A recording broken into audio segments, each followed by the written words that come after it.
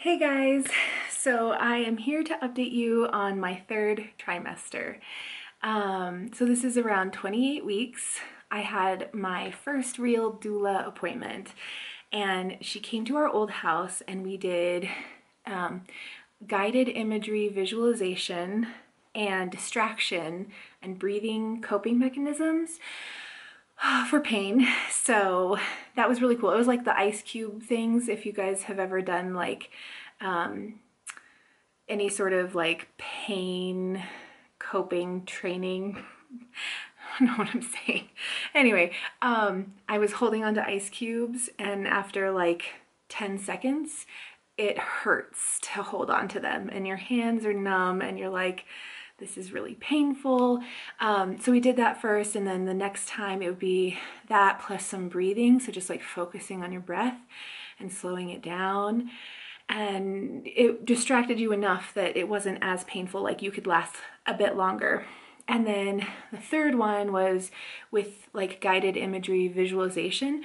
So she was like talking to me about like walking on a beach and, you know, seeing these trees and there's a helicopter and you're floating in the helicopter and then you land and like just like random stuff that doesn't actually make sense, but it actually helps so much. Like that time I was holding onto ice cubes for like a minute and a half. And only at the very, very end, I was like, my hands are hurting. Doug also was learning like pressure points, like the sacrum pressure point on your lower back, tailbone area. And so he was doing that. And so I'm going to share this story. It's totally TMI, but he was like pushing on my back and doing the guided imagery and I'm like breathing and thinking it and I'm holding onto the ice. And then afterwards she was like, how was that? How did that feel? And I was like, it felt like kind of, I was holding in a fart. And so I was making a joke, but I was also very serious. And she was like, oh, let it go. Like half the time I'm holding in a fart, it's fine. Just let it go. It'll all happen during labor. And so I was like, okay, I picked the right doula. Who gets my sense of humor? Like poop jokes and farts. Anyway, so that was hilarious and I loved her for it. And I was like super happy. And then week 29, my in-laws actually flew in and they helped us renovate the house. Oh my gosh, I couldn't believe it. Like, it was amazing. They have owned and they've renovated and they've done tile work, they've done flooring, they've done it all. So they came in and like, my mother-in-law is like the Energizer Bunny. She's like, I'm gonna get this done. And then she's like, boom, boom, boom, boom, boom, and she does it. And my father-in-law has solution for every single problem that we've ever run into, thank God, because we've run into so many problems. Every time we start a project, it's been like, we planned on this, that's not happening. What do we do? So, yeah, like they're both just totally invaluable to us actually having a place and like living in this awesome house, because without their like knowledge or their expertise and their help, we would have been like, well, maybe this isn't the right house for us, because you know the bathrooms need to be retiled and like the floors all need to be ripped up and like, yeah. So anyway, they flew in, they helped us. It was super awesome. That week I was so emotional. Like I got sad that they were leaving and then I started to sort of tear up, and then my mother-in-law started tearing up and she's like, you know, I hate that I'm leaving you in the middle of a project. And I was like, I don't want you to go. And then just started crying really hard. And I could not stop, like, at all. And then Cece was sad that, you know, her Nona and Pop were leaving. And she started crying. And then it just started me crying all over again. So, like, I had lost it. I was just, like, bawling. And I knew that I was going to see them in just a few short weeks. So it was insane. I was just, like, I couldn't contain my emotion. And right before they flew out, we entirely moved out of our old house. I hired movers And we got our new water heater put in. Our old water heater had a gas leak attached to it, and it was much, much older. It was like 20 some years old. And so it just wasn't safe. We didn't use hot water at all when we closed on our house and Doug was renovating. I was still living at the old house. I mean, we both were, but he would come here and do all the work. Yeah, so we got a tankless water heater put in, and when they were removing the old one, they said, it looks like this has blown before, like it's been really bad, and it looks like it was about to blow again. So, meaning, like, if it did blow, it would have exploded in our downstairs, like right next to our kitchen. And he said it would have been bad. It would have like shot through your house. So I'm so happy and glad that we did not use that water heater at all. And then our heating and plumbing guy also found that we had a gas leak going to our dryer. So he fixed that too. It was incredibly amazing that we are alive. Yay! Then shortly after that, my husband had a conference with his work, and so we had like a 3-day getaway, but it was in state, and so it wasn't like a huge deal. I just got to go down to, you know, the big city and hang out with my friend that moved down there, and Cece had a ton of pool time, and that kid was obsessed with the pool. And then like the second I got her in, she was like, all done. And I was like, no, you're gonna stay here. And then she sort of warmed up to it, and then she wouldn't want to leave. Like, she was like, nope, stay, mom, stay. So that was it for 30 weeks. I was in the middle of reading Birthing from Within by Pam England. And if you haven't read that book or know of that book, I will link it down below. It's an amazing book. I felt like with a lot of different birthing books and options out there, they were sort of telling you this is the right way and you should do it this way, and if you're not doing it this way, something's wrong with you. And this one's more like, you know, whatever happens in labor happens, and there's gonna be some white knuckle moments, but you're tough. You're gonna be in a lot of pain, but you're stronger than that. Like, that's their whole sort of philosophy. And so I enjoyed hearing their birth stories, and there was this whole section on birth art, and I was kind of like, I don't really get art that much. I know it makes me sound really like uncultured, and I am, so but like I just don't appreciate art the way other people do. And so I planned on skipping the chapter. So I'm reading it, and then I started like detailed reading it because it was art from these women in her birth class. And one of the questions that sparked the birth art is, what does it mean to you to be pregnant? I'm gonna cry. And that struck a chord with me, as it will many of you struggling with infertility. Oh man. And I struggled to get pregnant with Cecilia, and you know, I found a good fertility doctor and I got pregnant with her. And so I knew it was wrong, and we treated it immediately, and I got pregnant with my son. So what does it mean to be pregnant? Anyway, it means the world. It means a lot. I'm just so grateful. Oh gosh, I'm a mess. Anyway, I'm really grateful to be pregnant.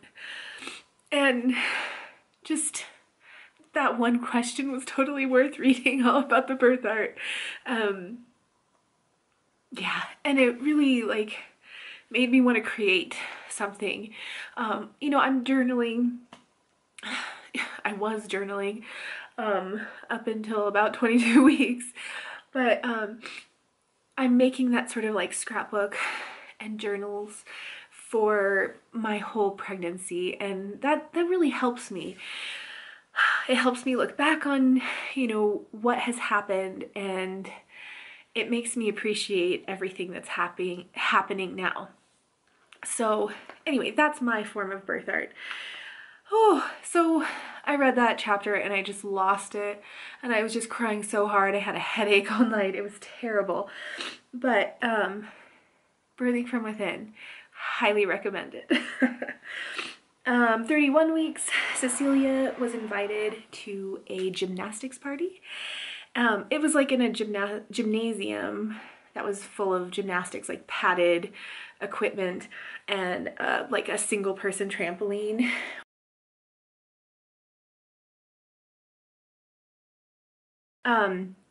She had a blast. She just would run from corner to corner as fast as she could. And if she fell, it was on this soft mat. She'd get back up. She'd just run, run, run. I also had a midwife appointment and found out that I am not gestational diabetic at all.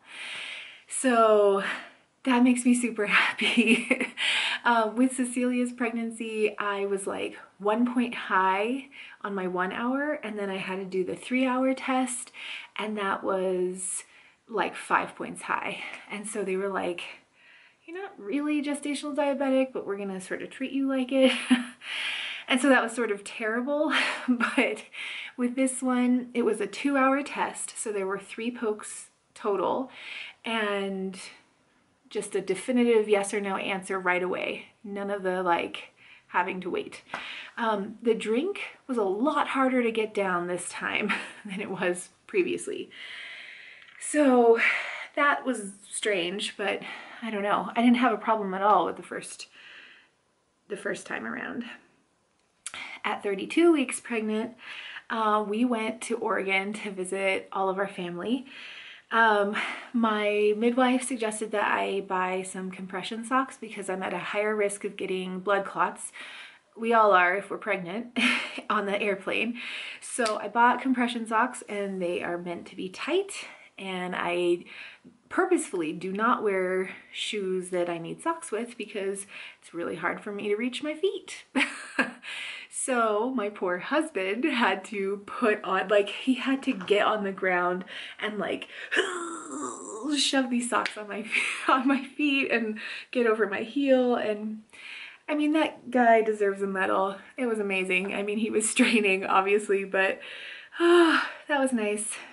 It's nice to have a supportive husband. This week it started getting very uncomfortable to shave my legs. So I think that was the last week I actually shaved my own legs. So again, this is a husband duty from now on. Oregon was being like crazy in terms of weather. It was 107 degrees. Like, that's just insane for Oregon.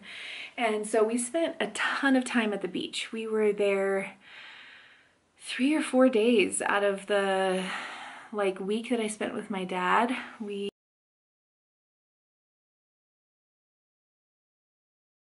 Cece made a friend, a little 5-year-old girl named Kayla, and I mean, she was so sweet. She was like, do you want to use my shovel? Do you want to dig?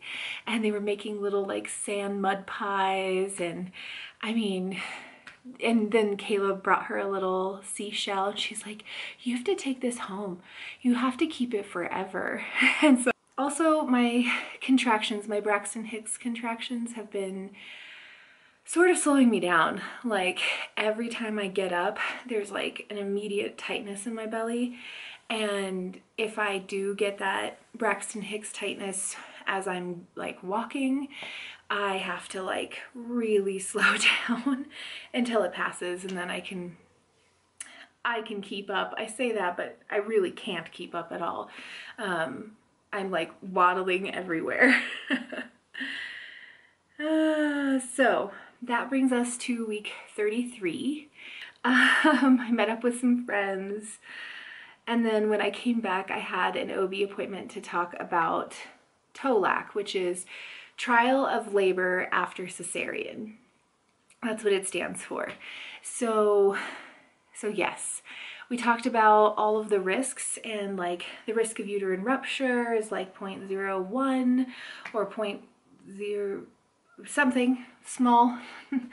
Can't remember anything. And then the risk of uterine rupture if you have intervention like Pitocin, like induction type medicine, raises your risk of uterine rupture, but not by much. I think it was like 1%.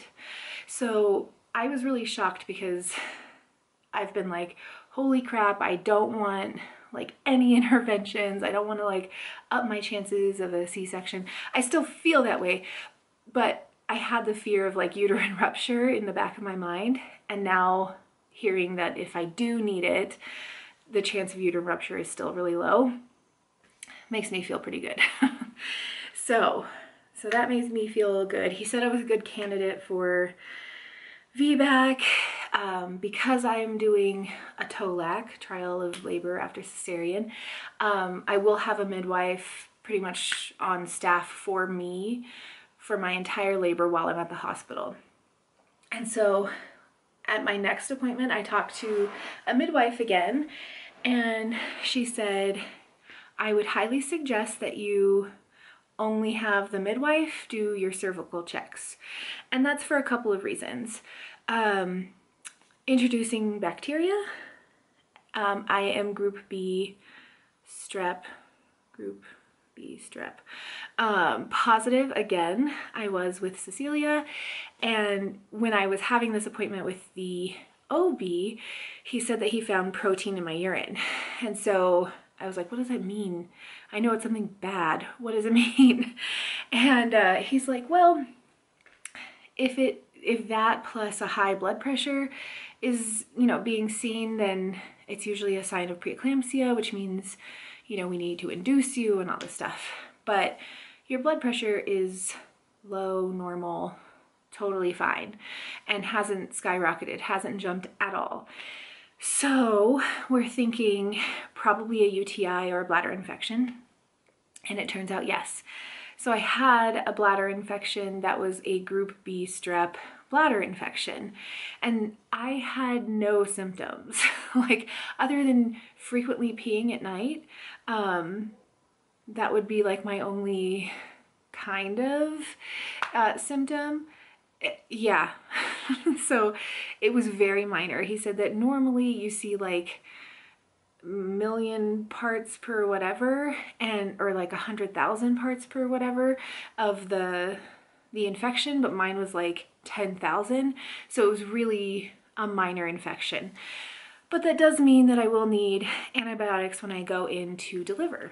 So 4 hours between my first dose and my second dose. That's what they want to see when I go into labor. Yeah, and I was on like 3 days of antibiotics. And then the next time I had to pee in a cup, no protein in my urine, so it was awesome. I had my last ultrasound at 34 weeks. And baby was measuring at 36 weeks. And they estimated weight was around 6 pounds. And I took that with a grain of salt. They didn't really talk to me about their range of, whether this is gonna actually be a good estimate. But my last time they were like, at this point in pregnancy, it's like plus or minus a pound. So I figured baby's probably normal.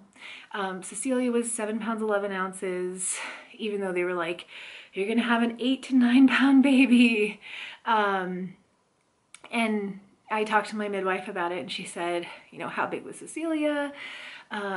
What was that like? And so I told her, and she said, okay, then I would anticipate you have a, 7-11 baby up to an 8 pound baby. That's all normal for your body. And I was like, good, because I strongly believe that I make babies meant for my body. So yeah. And then I told her, you know, his head is measuring big, and I know that's gonna be, it could be difficult to get out, but you know, the whole plates in the head overlap as they go through the birth canal. So I was like, you know, I'm trying to just keep an open mind. And she was like, yeah, I mean, you were made to push that baby out. So even though it's measuring large or in a higher percentile, it's really like the percentiles are all normal and it's within the range of normal. So you're good. And I was like, oh, okay, that's a better way to think about it.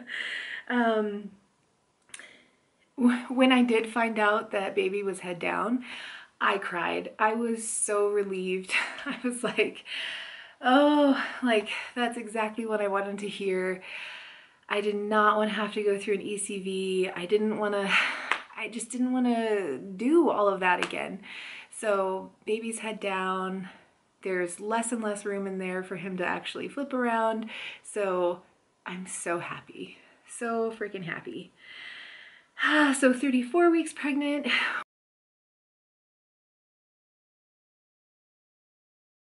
We got people coming in for, you know, inspecting our renovation work. We have drywall going up. We have an electrician in the house, and then my phone died. So I didn't have a phone for like 5 days. Oh, and it's terrible. Anyway, those were dark days. I was like, how did I survive in the 90s without a phone? Like, I met my friend somewhere and I was like, I can't even look up the time. I don't know anything. Like it's terrible not having a phone. Yeah. And so that brings us to 35 weeks, which I am currently. Yay! So this is my 35-week bump. I am not gonna actually back up that much because I'm not wearing pants. Doug is out of state. He went to a conference.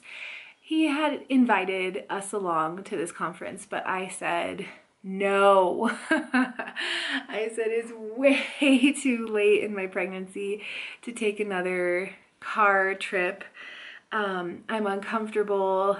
I could go into labor, like my doula's here. Like, no, I just do not want to be, I don't want to be away from home anymore.